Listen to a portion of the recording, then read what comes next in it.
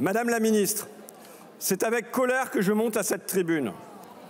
Vous vous fichez de nous, vous, tout le gouvernement et le président, vous vous moquez des Français. Vous vous moquez des personnes âgées.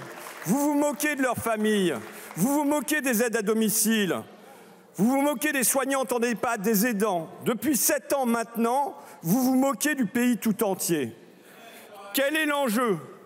C'est d'un défi démographique gigantesque. Notre pays vieillit. C'est inédit dans notre histoire. Le nombre de plus de 60 ans dépasse d'ores et déjà les moins de 20 ans. Et ça n'est qu'un début. D'ici une décennie, les plus de 75 ans vont passer de 4 à 6 millions, plus 50%. Ce choc en cours, comment l'affrontons-nous? Par du bidouillage, par votre bricolage. Et c'est le grand craquage.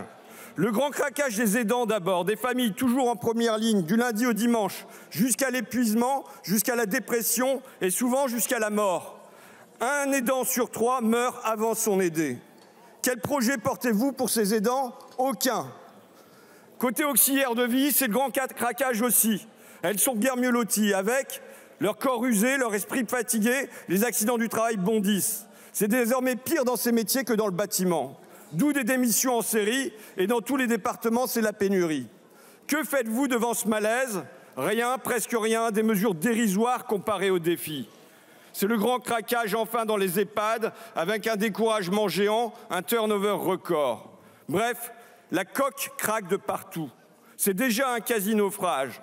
Et pourtant, je le redis, nous n'avons pas encore affronté le raz-de-marée. Il nous faudrait réparer d'urgence, mais il nous faudrait inventer également. Car nous ne pourrons pas, non, nous ne pourrons pas mettre une aide à domicile salariée payée derrière chaque personne âgée. Nous ne construirons pas des EHPAD à chaque coin de rue. Il nous faudrait imaginer fonder une société du lien plutôt que des biens, donner un rôle aux voisins, nouer un pacte entre les générations avec des béguinages, des colocations, des lieux de partage. Bref, il nous faudrait une grande loi sur le grand âge. Or, qu'avez-vous fait depuis 7 ans maintenant? Qu'avez-vous fait pour affronter ce défi? Rien. Rien, rien. Si, vous avez promis. Aurore Bergé était à votre place sur ce banc cet automne et la ministre d'alors le jurait main sur le cœur. Je m'engage à ce que la loi grand âge voie le jour. Et elle ajoutait, ce sera pour avant l'été. Mais sur nos bancs, nous demeurions sceptiques. On nous l'avait tant promise, cette loi grand âge. On l'a tant remise. Emmanuel Macron lui-même s'y était engagé, après lui Agnès Buzyn, Olivier Véran, Brigitte Bourguignon, Jean-Christophe Combe. Aurore Bergé, à son tour, reprenait donc le refrain des promesses et elle insistait avec force. Il va de soi que la Première ministre a donné son accord. Et de fait, Elisabeth Borne le confirmait. Oui, la loi grand âge arrivait.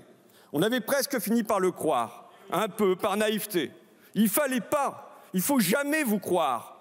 Car aujourd'hui, lorsqu'on vous interroge, lorsqu'on vous interpelle, quand on vous demande quand cette loi grand âge verra-t-elle le jour, comme réponse, nous n'avons que le silence. Un silence gêné, silence dans le discours de Gabriel Attal, silence dans les grandes déclarations du président Macron.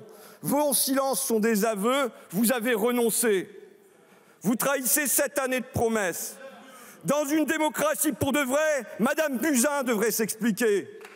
Dans une démocratie pour de vrai, Madame Bergé devrait s'expliquer. Monsieur Véran devrait s'expliquer. Madame Borne devrait s'expliquer. Et par-dessus tout, Monsieur Macron devrait s'expliquer. Mais non! On promet, on oublie et on invite à l'amnésie. Vos mots ne valent plus rien. Vos phrases sont du vent. Plus personne ne vous croit. Vous n'existez pas. Un seul ministère existe et dirige tout, l'économie. Bruno Le Maire règne en maître, ou plutôt en petit comptable minable, avec sa courte vue, avec son unique obsession. Réduire les impôts des riches, baisser les taxes des firmes, leur accorder même à eux, à vos amis les nantis, des dizaines de milliards d'aides à bourse déliée. Et le même Bruno Le Maire a ensuite le culot d'hurler le déficit. Bien sûr, c'est vous qui tous les jours le creusez. Et le petit marquis de Bercy décide alors, depuis son château, de couper dans les dépenses des manants, les dépenses pour l'éducation, pour la recherche, pour l'écologie, pour la santé, pour nos enfants et nos aînés. Voilà sa voie pour la France et il s'en vante, une France rétrécie, rikiki. Sans vision, sans ambition, vous empêchez la nation de se préparer comme elle le devrait, de se préparer à deux grands chocs, le choc climatique, le choc démographique. Vous nous faites perdre du temps. Ces défis majeurs, ces causes de malheur, vous les laissez aux suivants. C'est nous qui devrons réparer d'urgence, c'est nous qui devrons inventer, c'est nous qui devrons reprendre le flambeau d'Ambroise Croizat, que nos aïeux, nos parents, nous-mêmes bientôt, que nous avancions vers le grand âge sans angoisse, non pas comme une antichambre de la mort, mais comme une nouvelle étape de la vie. La parole est à Madame Jo.